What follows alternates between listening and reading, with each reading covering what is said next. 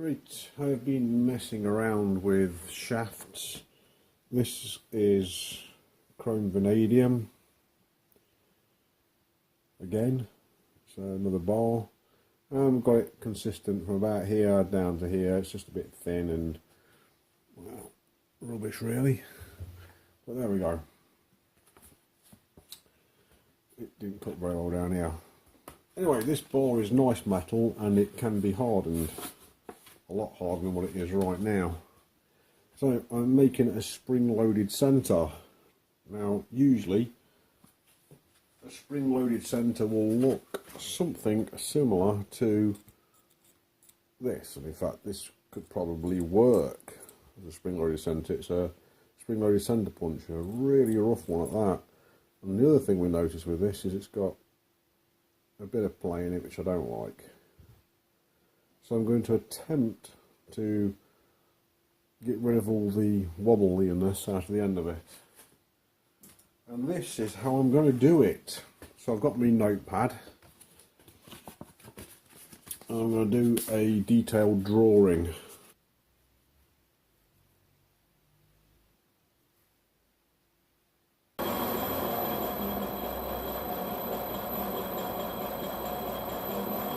I'll turn it about 18 hertz, I think.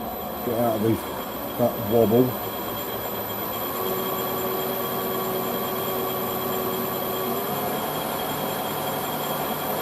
So that's got rid of most of the wobble.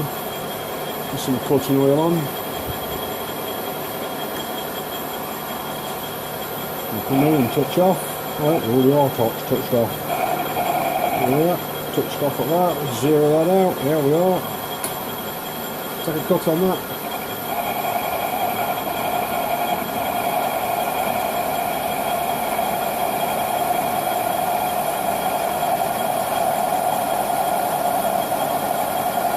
Look at the smoke. And it's steaming. I can smell bacon. Yeah, there's some bacon oil in that, and bacon fat, and baked potato fat, and all sorts of fats in this that I'm using.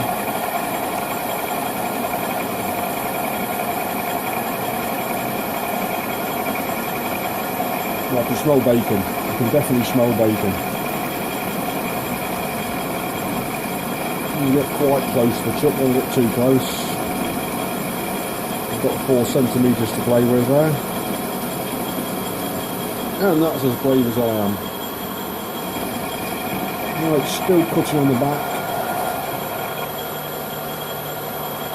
I'm going to take an extra 5 thou off of it and I'm going to measure it.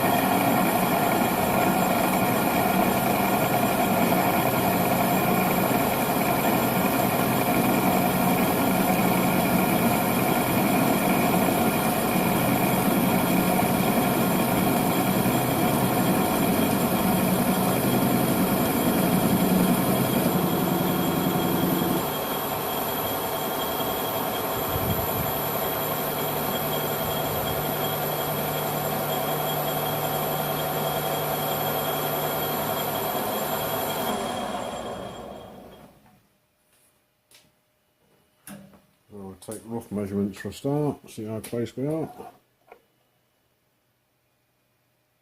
11.69.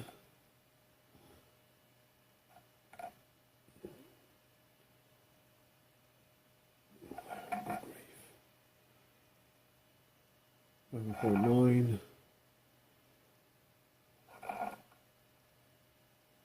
11.9.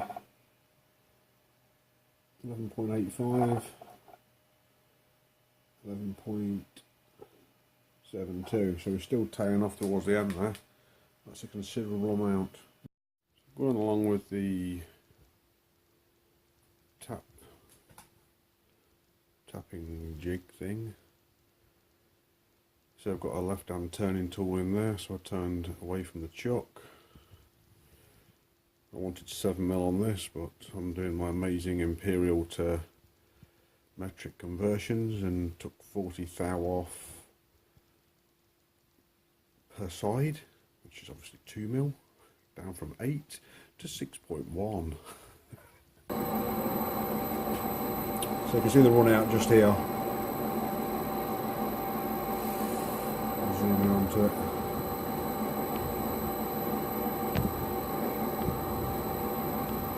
Alright, we'll try and zoom in onto it then. No, it won't let me zoom in onto it. Well, I think you can see that. Which is not great, and I'm getting 2/10, which is not good.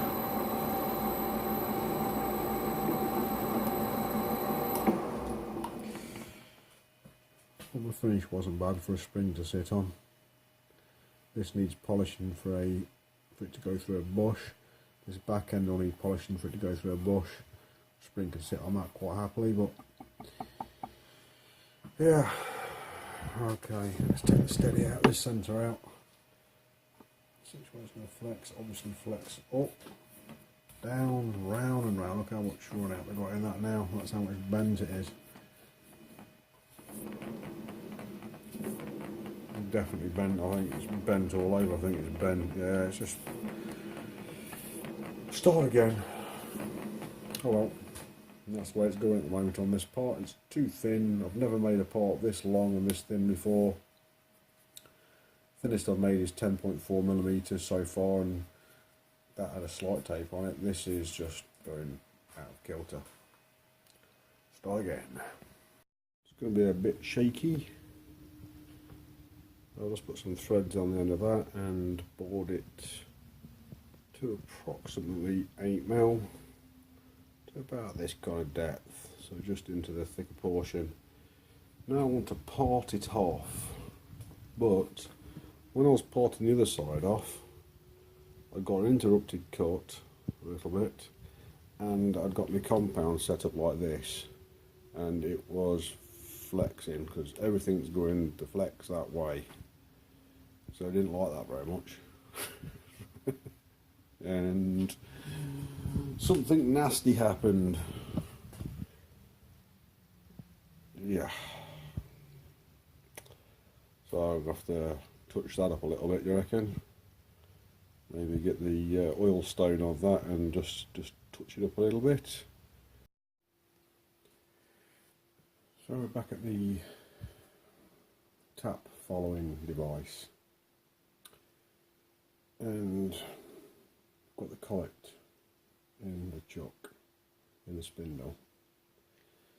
So what I started off with was a tire iron, which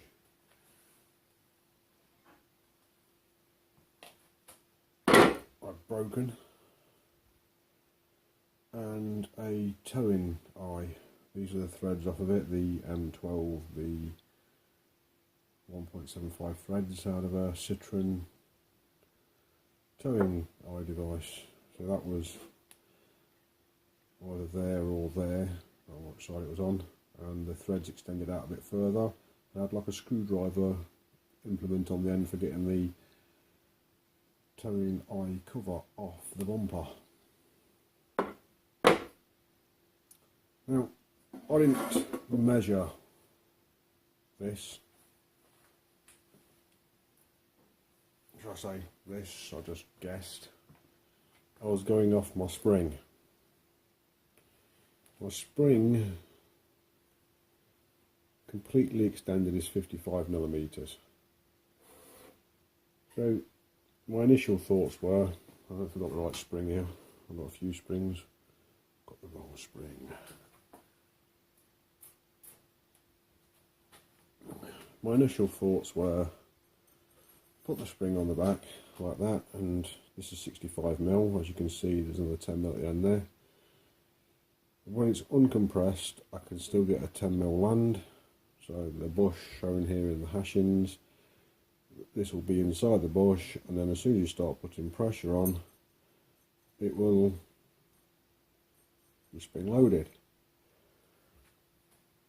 Then I quickly realised I wanted a bit of pre-tension on it, so I thought, well, you know, we'll put 5 mils of pre-tension on it. Then I didn't like that idea. So I measured how far the spring will compress and then rebound without deforming, and it ends up it will go all the way down and be about 10-11 millimeters. I want 25 millimeters or an inch of travel on this thing. So if I compress this down to 35 millimeters, then I'll still get an inch of travel, and there'll be a lot of preload on it even at the end. Okay, you getting that? As I said, I didn't measure it, so I went down from the rear end of the barrel needs to be 9.9 centimeters. Then I refined that to 8.9 centimeters, and then I refined it more to 8.4 centimeters before I measured its complete compression. And now I know the complete compression. Obviously I need 12 millimeters plus 25, which makes 37 millimeters in this area here. Now this drawing is to scale, so if I get a ruler, a steel ruler, I need 35 millimeters there to the end of the bush, and I'm still looking at 55. So I can shorten this even more. Now, like I say, unfortunately I didn't measure this. Even at that, if I'd have brought that up to there, that's where I wanted it to be. And if is a big thing, if I'd have brought it down to 35 plus the threads to get into the end of it, I can just about do it. But I haven't been measuring. So I'm lost in confusion. So, well, the other thing was that when I drilled it out to the bore size for the larger diameter here where the spring rests against, so when I drilled it out, basically, I drilled it for the initial length. And I should have thought about it a bit more before I drilled it for the initial length, because that went all the way through. So we had a M12 be 1.75, and I drilled it. Oh, it gets a bit tight towards the end there. I drilled it initially 8 mil. Then I've decided to up this size here because I thought, well, this spring is 8 mil, and that being 8 mil, that's quite close to the edge, although it's, you know, it's a nice fit and all that. I decided to have more clearance than that. So I decided to get a 10 mil drill out, and I went through with 10 mil down to the depth of 8.4 centimeters. And this is 7.5. It was about 7.9 before I did a couple of facing actions on it. So as you can imagine, the drill broke through. So now, instead of being able to press a little brass bush in the end of that, I've cut some more threads at the front there. Now I couldn't do the 12 mil. I could have done, but if I'd done the 12 mil with a 1.75 thread pitch on it, then my 8 mil front thing here wouldn't have had much to go on. Wouldn't have had much bush strength inside it. So I've done it to 1/2 inch 24 TPI.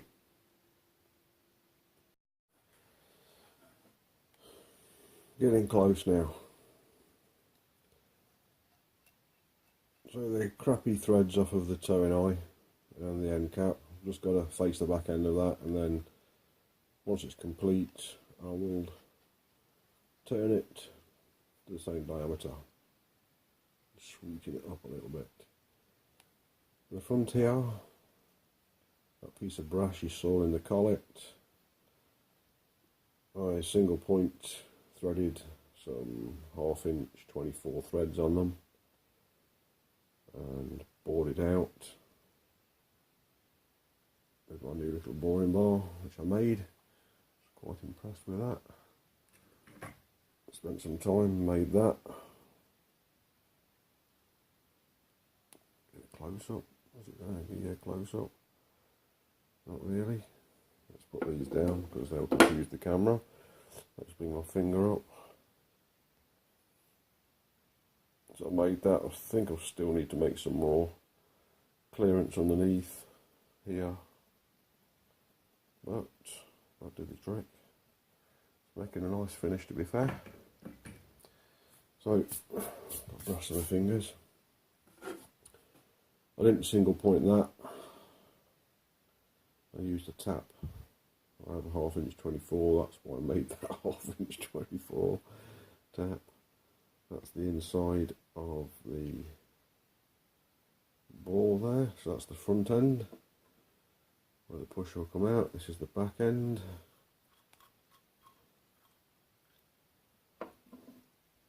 Still needs cleaning up, it's absolutely filthy. Can you see the land halfway down there? And that is for the bush. So I drilled and turned that. It needs boring now, so I'm going to put in a collet and bore it concentric. But that fits in there. Of course it does. Quite tight.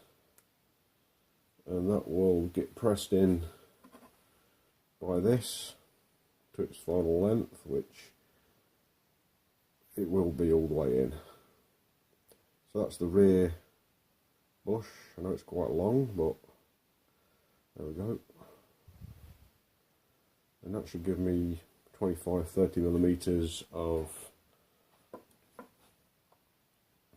forward and backwards motion inside here. So I found the 5/16 collet and the bar. Well, I just stuck it in there, it does fit. Pulled it back out again, then realised the collet has never been used for don't know how long. But yeah, that fits absolutely beautifully. I've just wire brushed out the threads which were manky to make sure they fit a little bit. Yeah. Okay, so they fit me drawbar.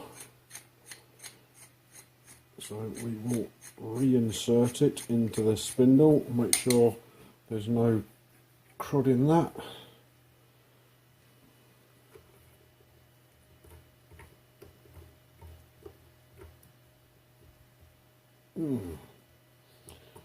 Not good. There we go. Hasn't been used for a while. It's got a bit of tarnish on it,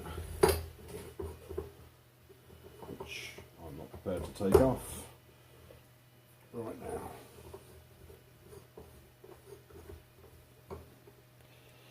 So I want some sticking out so I can left hand turn it.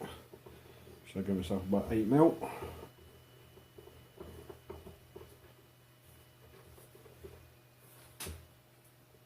I haven't got a collet closer, so that's it. Let's see what she runs like. And I'll put some more oil in the bearings first. I've been running for about 10 minutes, 15 minutes, so a bit more oil in the bearings.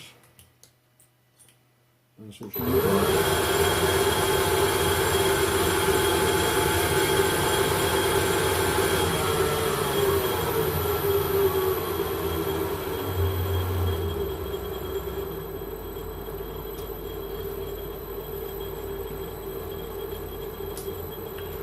So as you can see, we've got a fair bit of run out at the end of the shaft here. So when I centre this off now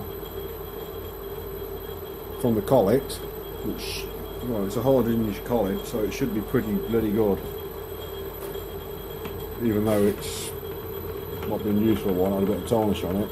It's a nice tight fit, so I'll have a bit more speed and I will take my time and face the end of this off. Might just fast forward it because it's a bit boring just facing this dome off. His toolkit did, and many more things. Let's see if she will put a centre in now without any hassle, or is it going to snap?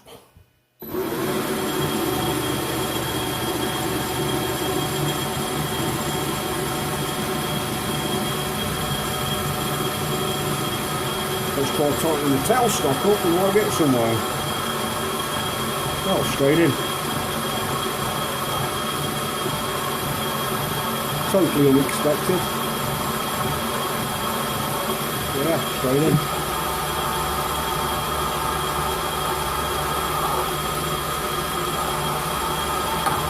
Oh, guess what I've done?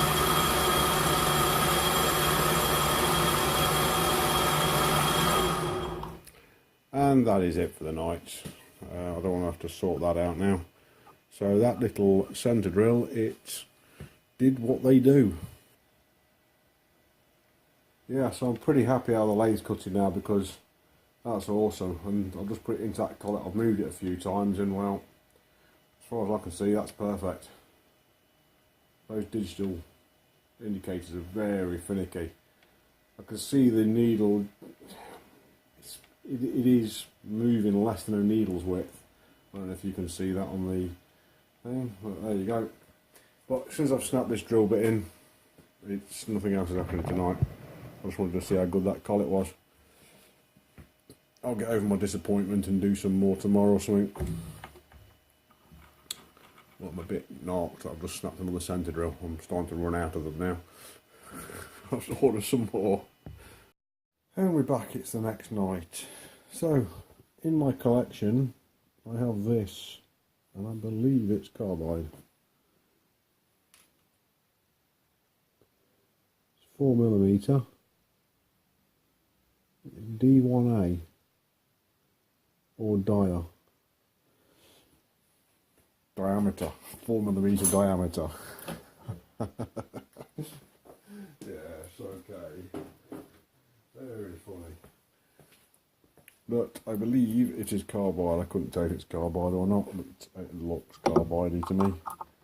So since we've got a centre in there, a bit of a centre, a bit of a broken centre, there is a central hole. So let's try and put a bit of carbide into it, since that should beat the high-speed steel that's stuck in there. So here's for the inverter, coming on now. Noisy thing, isn't it? Take the gears out, oil the bearings.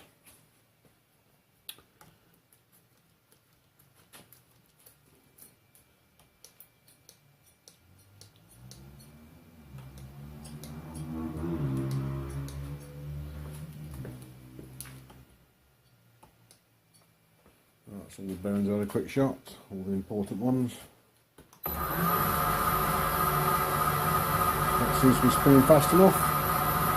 Let's see if I can drill this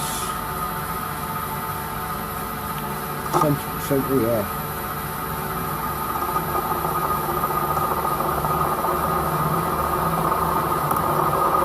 Yeah, that's definitely carbide.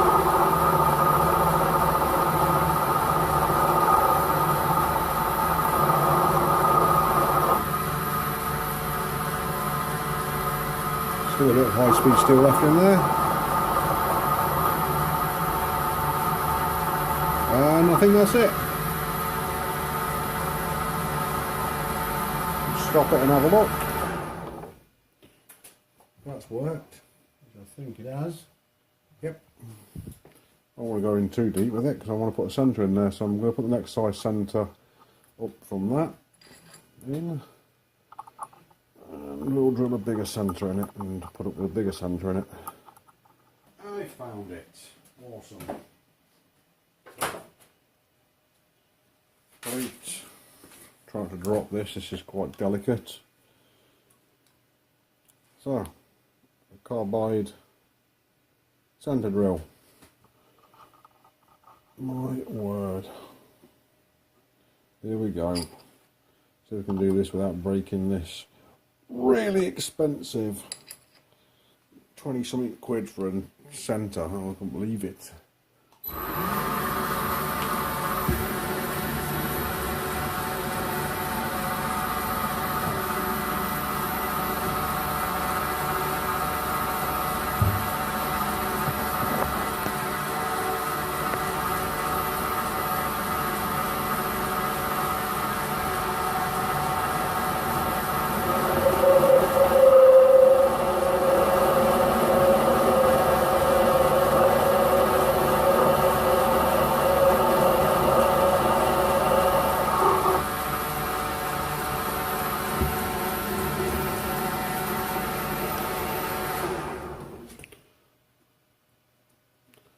Yeah, well, we're centering there now. Cool. That's the difference between high-speed steel and carbide. I had to press a tool on that, and it cut straight away. So I'm sort of leaning towards that this is stainless steel and it's hardened. 5.6. So I've got 1.56 to take off.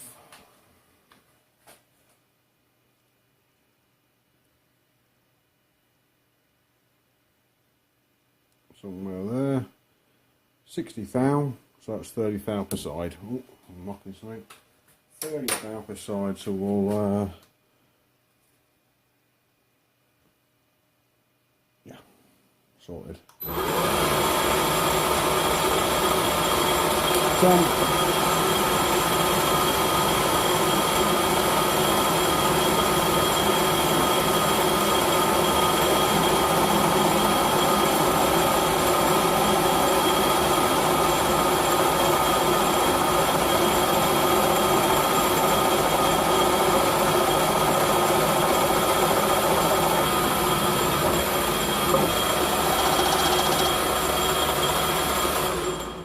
Not great.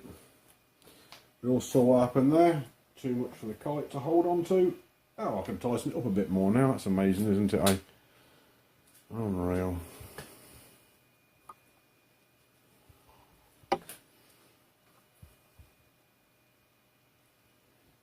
We'll try that again.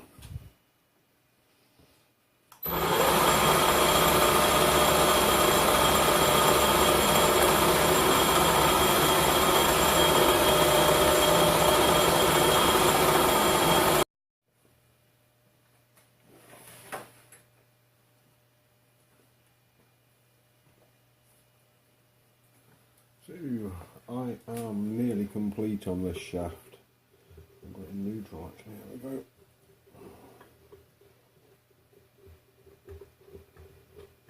go. My hands are hurting way too much. I'm building the garage and my hands are hurting too much to hold that spindle. So, I might see sawdust in my hand. So here's the shaft, it's done. Ish. Very ish. So I've got the lathe running backwards. I've got the compound set to 30 degrees.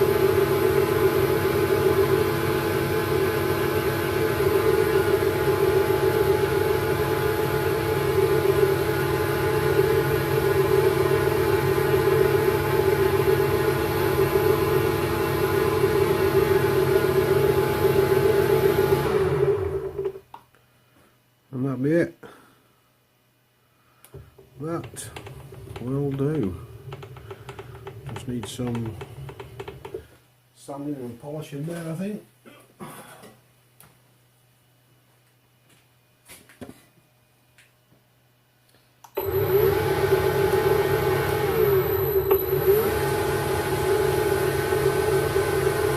Elbow forwards.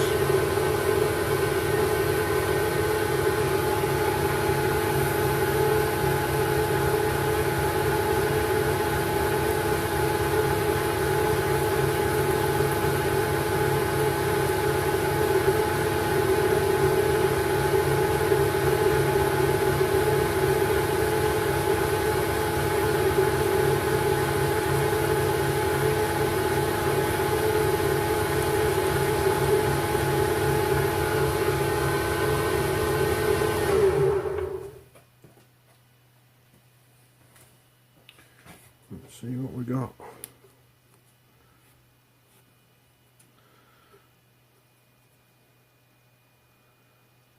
That's pretty dangerous.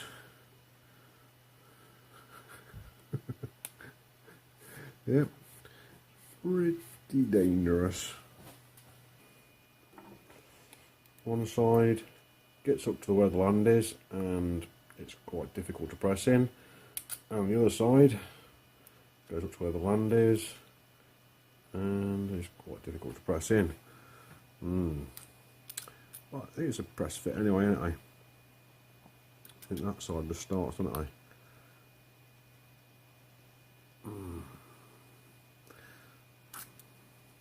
It's been about a week or two since I've done this, and that's off centre. You can tell that. So this has got to be held in a collet and board.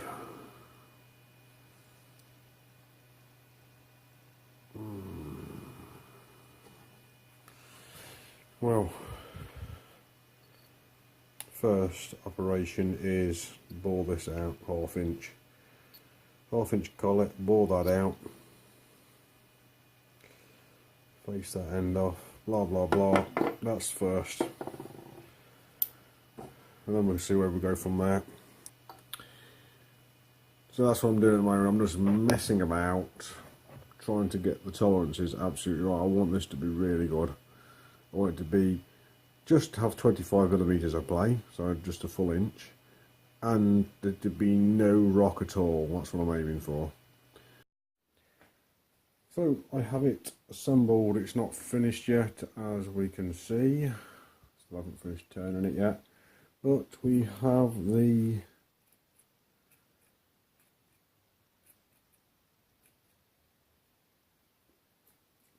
startings of a tool, but a couple of things. It hydraulics, because I've made it way too tight a tolerance, so that's it hydraulicing. So that's not good, and now it's just going to hydraulic constantly, and you have to completely take the whole thing to pieces to stop it from hydraulicing. It's stupid.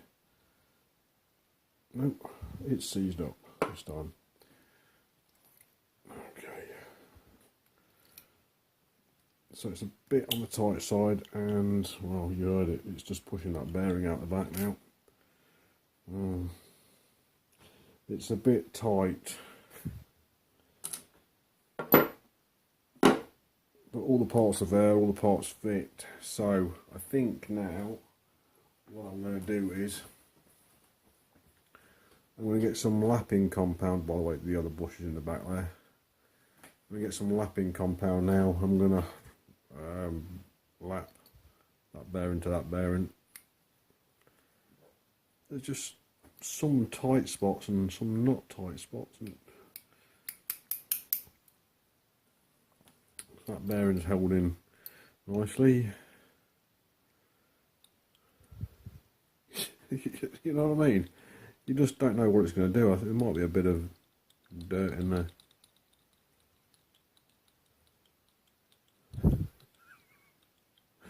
Yeah, it's hydraulic and I can feel it. I've got the tolerances too tight. But when it's together, there's no discernible play in the shaft. It is perfect.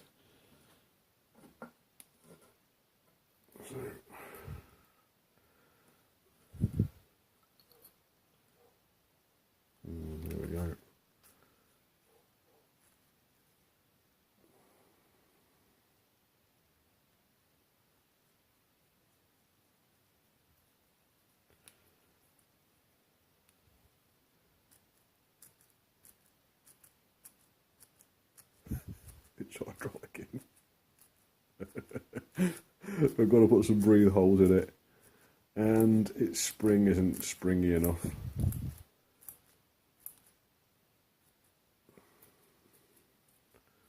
And the play in it, well, when I get the spring in it, and there's no play in it whatsoever. It is as solid as a rock. There's just no play.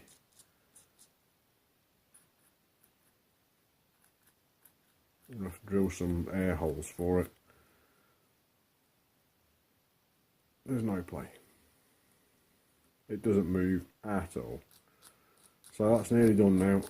I mean, as it is, it's semi-usable, but only for very light tapping. Spring tension just isn't enough spring tension on it. Like that.